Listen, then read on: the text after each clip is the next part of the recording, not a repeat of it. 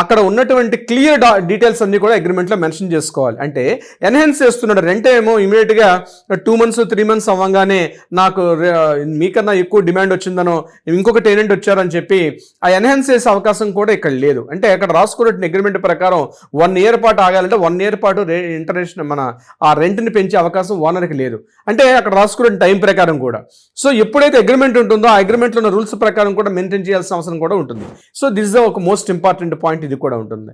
మరొక important point ఏంటి, hall of సడన్గా హౌస్కి వచ్చి వేకెంట్ చేసేయమంటారు. రేపు నా మధ్య నాకు కాల్ చేయాలి, మా నైబర్స్ వస్తున్నారు, మా రిలేటివ్స్ వస్తున్నారు, మా అబ్బాయి వస్తున్నాడు యూఎస్ నుంచి, యూకే నుంచి మా వాళ్ళు వస్తున్నారు, అర్జెంటుగా ఇంటిని వేకెంట్ చేయమని చెప్పే అధికారం కూడా ఓనర్స్గా లేదు.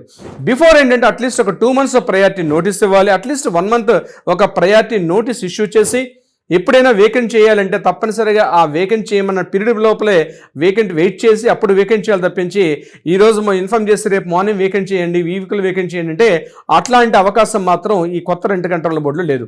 ఎందుకంటే వాళ్ళకు కూడా ఫీజిబిలిటీ ఉండాలి, వాళ్ళకి పాసిబిలిటీస్ ఉండాలి, సో కొత్త చూసుకోవాలి. కాబట్టి హాల్ ఆఫ్ సడన్గా మీరు హౌస్ వేకెంట్ చేయడం అంటే ఇంపాసిబుల్, అది ఇంపాసిబుల్ అనే పదం వాడుతున్నాను. అందుకని వేకెంట్ చేసే ఉద్దేశంలో కానీ అదేవిధంగా మన రెంట్ యొక్క ఇది కూడా ఎన్హాన్స్ చేసే విషయంలో కూడా తప్పనిసరిగా అక్కడ మనకు మెన్షన్ చేసుకోవాలి అగ్రిమెంట్లో కూడా. ఈ బోత్ పార్టీస్ కూడా సిగ్నేచర్ చేసుకుంటారు కాబట్టి